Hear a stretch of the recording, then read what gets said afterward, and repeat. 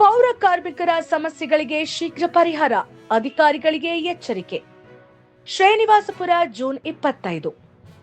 ಶ್ರೀನಿವಾಸಪುರ ಪುರಸಭೆಯ ಪೌರ ಕಾರ್ಮಿಕರ ಹಲವು ಸಮಸ್ಯೆಗಳು ದೀರ್ಘಕಾಲದಿಂದ ಬಾಕಿ ಉಳಿದಿರುವ ಹಿನ್ನೆಲೆಯಲ್ಲಿ ಸಂಬಂಧಪಟ್ಟ ಅಧಿಕಾರಿಗಳೊಂದಿಗೆ ಚರ್ಚೆ ನಡೆಸಲಾಗಿದೆ ಎಂದು ಮಾಜಿ ಪುರಸಭೆ ಅಧ್ಯಕ್ಷರು ತಿಳಿಸಿದ್ದಾರೆ.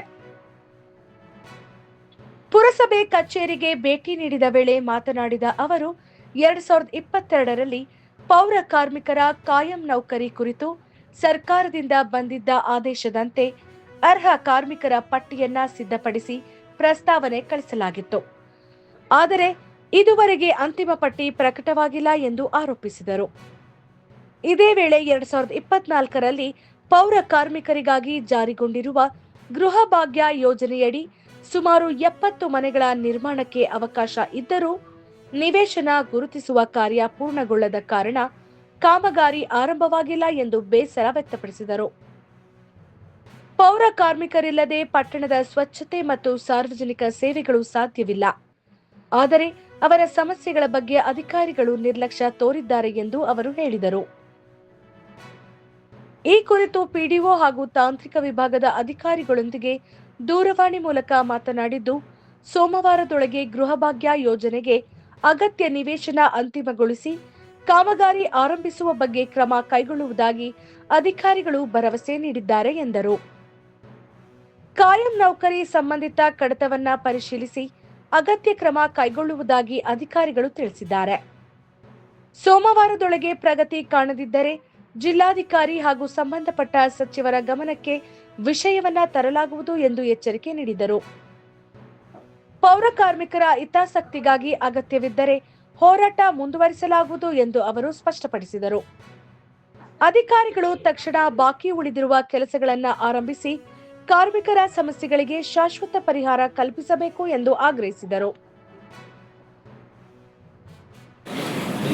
ಈ ದಿನ ಶ್ರೀನಿವಾಸಪುರ ಪುರಸಭೆಯಲ್ಲಿ ಕೆಲವೊಂದು ವಿಚಾರಗಳು ಯಾಕೆ ಡಿಲೇ ಆಗ್ತಾ ಇದೆ, ನಮ್ಮ ಪೌರ ಕಾರ್ಮಿಕರಿಗೆ ಯಾಕೆ ತೊಂದರೆ ಆಗ್ತಾ ಇದೆ ಅನ್ನೋ ವಿಚಾರಕ್ಕೆ ಮಾತಾಡೋಣ ಅಂತ ಬಂದಿದ್ದೆ ಆಫೀಸ್ಗೆ. ಸಾಹೇಬ್ರು ಇವತ್ತು ರಜದಲ್ಲಿ ಅಂತ ಒಂದು ನಮ್ಮ ಇಂಜಿನಿಯರಿಂಗ್ ತಾಂತ್ರಿಕ ವಿಭಾಗ ಮತ್ತು PDO ಅವ್ರನ್ನ ದೂರವಾಣಿ ಮುಖಾಂತರ ಮಾತಾಡಿದಾಯಿತು. ಸಮಸ್ಯೆಗಳೇನೆಂದರೆ 2022ರಲ್ಲಿ ಪೌರ ಕಾರ್ಮಿಕರಿಗೆ ಕಾಯಂ ನೌಕರಿ ಆಗಬೇಕಂತ ಒಂದು ಫೈಲ್ ಬಂದಿರುತ್ತೆ. ಅದರಲ್ಲಿ ಶ್ರೀನಿವಾಸಪುರ ಪೌರ ಕಾರ್ಮಿಕರಲ್ಲಿ ಯಾರ್ಯಾರು ಲೋಡರ್ಸ್ ಅಂಡ್ ಕ್ಲೀನರ್ಸ್ ಇರ್ತಾರೋ ಅವ್ರದ್ದು ಕಾಯಂ ನೌಕರಿ ಮಾಡ್ಬೇಕಂತೇಳಿ category wise, eligibility wise check list ಗೌರ್ಮೆಂಟಿಂದಾನೇ ಬಂದಿರುತ್ತೆ. ಆ ಚೆಕ್ ಲಿಸ್ಟ್ ಪ್ರಕಾರ ಲಾಸ್ಟ್ ನಾನು ಪ್ರೆಸಿಡೆಂಟ್ ಇದ್ದಾಗೆ ಯಾರ್ಯಾರು ಎಲಿಜಿಬಲ್ ಕ್ಯಾಂಡಿಡೇಟ್ಸ್ ಆಗ್ತಾರೆ ಅನ್ನೋದು ಒಂದು ಲಿಸ್ಟು ಮಾಡಿದ್ವಿ. ಆ ಲಿಸ್ಟು ಪ್ರಪೋಸಲ್ ಕಳಿಸಿದ್ವಿ, ಮತ್ತು ಇದುವರೆಗೂ ಅದನ್ನು ಲಿಸ್ಟನ್ನು ಫೈನಲ್ ಮಾಡಿಲ್ಲ. ಒಂದನೇ ವಿಚಾರ. ಎರಡನೇ ವಿಚಾರ, 2024ರಲ್ಲಿ ಪೌರ ಕಾರ್ಮಿಕರಿಗೆ ಗೃಹಭಾಗ್ಯ ಯೋಜನೆ ಬಂದಿತ್ತು. ಗೃಹಭಾಗ್ಯ ಯೋಜನೆಯಲ್ಲಿ ಪೌರ ಕಾರ್ಮಿಕರಿಗೆ ಸುಮಾರು 70 ಮನೆಗಳು ಕಟ್ಟಿಸ್ಕೊಡೋ ಸ್ಕೀಮ್ ಅದು. ಇವತ್ತವರೆಗೂ ನಮ್ಮ ಪುರಸಭೆಯಲ್ಲಿ ಜಾಗ ಐಡೆಂಟಿಫೈ ಮಾಡೋಕ್ಕಾಗಿಲ್ಲ ಅನ್ನೋ ಒಂದು ಕ್ಷುಲ್ಲಕ ಕಾರಣದಿಂದ ಇದುವರೆಗೂ ಇವತ್ತಿಗೆ ಅವ್ರಿಗೆ ಗುದ್ಲಿ ಪೂಜೆ ಆಗಲಿ, ಆ ಕಾಮಗಾರಿ ಚಾಲನೆ ಮಾಡೋದಾಗಲಿ ಆಗಲಿಲ್ಲ. ಏನು ಎತ್ತ ಅಂತ ಕೇಳಿದ್ರೆ ಇರ್ರೆಸ್ಪಾನ್ಸಿಬಲ್ ರೀಸನ್ಸ್, ಅದು ಇದೊಂದು ವ್ಯಾಲಿಡ್ ರೀಸನ್ನು, ಹೌದು ಡಿಲೇ ಆಗಿದೆ ಅಂದ್ಕೊಳಕ್ಕೆ ಆಗಲ್ಲ. ಶ್ರೀನಿವಾಸಪುರದಲ್ಲಿ ಸರ್ಕಾರಿ ಜಾಗ ಇಲ್ಲ ಅಂತ ಹೇಳ್ತಾರೆ, ಜಾಗ ಇಲ್ಲದೆ ಇರೋದ್ರಿಂದ ಟೆಂಡರ್ ಕ್ಯಾನ್ಸಲ್ ಆಗಿದೆ ಅಂತ ಹೇಳ್ತಾರೆ. ಇದೊಂದು ರೀಸನ್ನಾ? ಏಕೆ ಪೌರ ಕಾರ್ಮಿಕರು ಅಂದ್ರೆ ಇವ್ರಿಗೆಲ್ಲ ಅಧಿಕಾರಿಗಳಿಗೆ ಅಷ್ಟೊಂದು ನೆಗ್ಲಿಜೆನ್ಸಾ? ಸಿಂಪಲ್ ರೀಸನ್, ಪೌರ ಕಾರ್ಮಿಕರು ಇಲ್ಲ ಅಂದ್ರೆ ಶ್ರೀನಿವಾಸಪುರ ಇವತ್ತು ಬೆಳಗಾಗಲ್ಲ. ಅವ್ರಿದ್ರೇನೆ ಏನಾದ್ರು ಶ್ರೀನಿವಾಸಪುರದಲ್ಲಿ ಜನ ಎದ್ದು ಓಡಾಡಕ್ಕಾಗೋದು ಅಂತ ಅವ್ರ ವಿಚಾರದಲ್ಲಿ ಪೌರ ಕಾರ್ಮಿಕರು ಕಾಯಂ ನೌಕರಿ ಮಾಡ್ರಿ ಅಂದ್ರೆ ಆಸಕ್ತಿ ಇಲ್ಲ, ಪೌರ ಕಾರ್ಮಿಕರು ಗೃಹಭಾಗ್ಯ ಮಾಡ್ರಿ ಅಂದ್ರೆ ಅದ್ರಲ್ಲಿ ಆಸಕ್ತಿ ಇಲ್ಲ. ಇನ್ನೇನ್ರಲ್ಲಿ ಇವ್ರಿಗೆ ಆಸಕ್ತಿ ಇರೋದು? ಯಾವ ವಿಚಾರದ ಬಗ್ಗೆ ನಾವು ಮಾತಾಡೋದಿದೆ?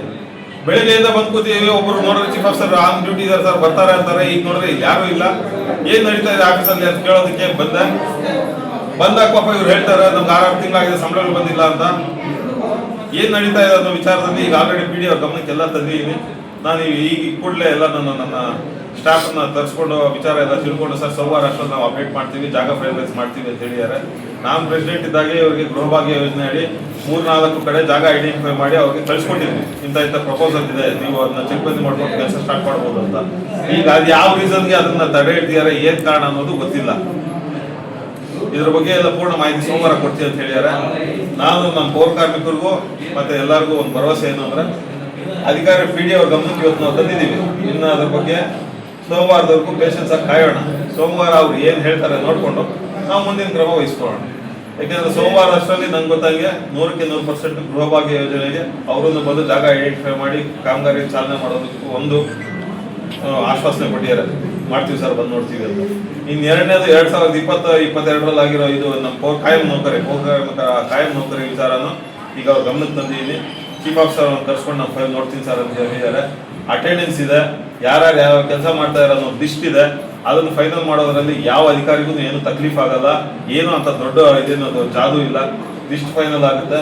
ಸೋಮವಾರ ಅವ್ರು ಕೆಲಸ ಮಾಡಿಲ್ಲ ಅಂದರೆ ಇದನ್ನು ನಾವು DC ಗಮನಕ್ಕೆ ತಂದು, ಇಲ್ಲ ಬೇಕು ಅಂದ್ರೆ ಮಿನಿಸ್ಟರ್ಗೂ ಹೋಗೋಣ, ನಾವು ನಮ್ಮ ಮನೆಗಳದ್ದು ಅಲ್ಲ, ನಮ್ಮ ಪರ್ಸನಲ್ ಕೆಲಸಗಳು ಅಲ್ಲ, ಈ ವಿಚಾರ ಶ್ರೀನಿವಾಸಪುರ ಪೌರ ಕಾರ್ಮಿಕರಿಗೆ ಶ್ರೀನಿವಾಸಪುರಕ್ಕೆ ಸಂಬಂಧಪಟ್ಟಿರೋದು. ನಾವು ಎಲ್ಲರಿಗೂ ಬೇಕಾದ್ರೂ ಹೋರಾಡ್ತೀವಿ. ಇಮಿಡಿಯೇಟ್ ಆಗಿ ಅಧಿಕಾರಿಗಳು ಎಚ್ಚೆತ್ಕೋಬೇಕು. ಯಾವ್ಯಾವ ಕೆಲಸಗಳು ಪೆಂಡಿಂಗ್ ಇಟ್ಟಿದ್ರು ಅದನ್ನ ಈಗೇನು 4-5 ದಿವಸ ಟೈಮ್ ಇದೆ, ಅಟ್ಲೀಸ್ಟ್ ಇನಿಷಿಯೇಟ್ ಮಾಡಿ ನಾವು ಇದು ಮೂವ್ಮೆಂಟ್ ಮಾಡಿದ್ವಿ ಸರ್, ಇಂಥ ಪ್ರಪೋಸಲ್ ಹೋಗಿದೆ, ಈ ವಾರದಲ್ಲಿ ನಾವು ಇದನ್ನ ತಗೋದು. ಯಾಕೆಂದ್ರೆ ಎಲ್ಲ ಆಗಿರೋ ಕೆಲಸಗಳು ಇವು. ನಾನಿದ್ದಾಗೆ ನಾನು ಎಲ್ಲರಿಗೂ ಇಂಥವ್ರು ಇದ್ದಾರೆ ಅಂತ ವಿಡಿಯೋ ರೆಕಾರ್ಡ್ ಮಾಡ್ತಿದ್ದೆ. ಯಾರ ಕಾಯಂ ನೌಕರಿಗಳಿಗೆ ಯಾವ ಪೌರ ಕಾರ್ಮಿಕ ಏನ್ ಕೆಲಸ ಮಾಡ್ತಾನೆ, ಇದ್ದಾನೆ, ಎಷ್ಟು ವರ್ಷದಿಂದ ಇದ್ದಾನೆ, ಎಲ್ಲ ವಿಡಿಯೋ ರೆಕಾರ್ಡ್ ಮಾಡಿ ಅವ್ರು ಕಳಿಸಿದ್ದೆ. ಇದನ್ನ ಸ್ಕ್ರೂಟಿನಿ ಮಾಡೋದ್ರಲ್ಲಿ ಅಫಿಷಿಯಲ್ಸ್ಗೆ ನನ್ನ ದೊಡ್ಡ ಕೆಲಸ ಇಲ್ಲ. ನನಗೆ ಗೊತ್ತಂಗೆ ಅವ್ರೇನು ಆಶ್ವಾಸನೆ ಕೊಟ್ಟಿದ್ದಾರೋ ಅದ್ರ ಮೇಲೆ ನಿಲ್ತಾರೆ, ಮಾಡ್ಕೊಡ್ತಾರೆ. ಸೋಮವಾರ ಅಷ್ಟರಲ್ಲಿ ಕೆಲಸ ಆಗುತ್ತೆ ಅನ್ನೋದು ವಿಶ್ವಾಸ ಇದೆ. Thank you.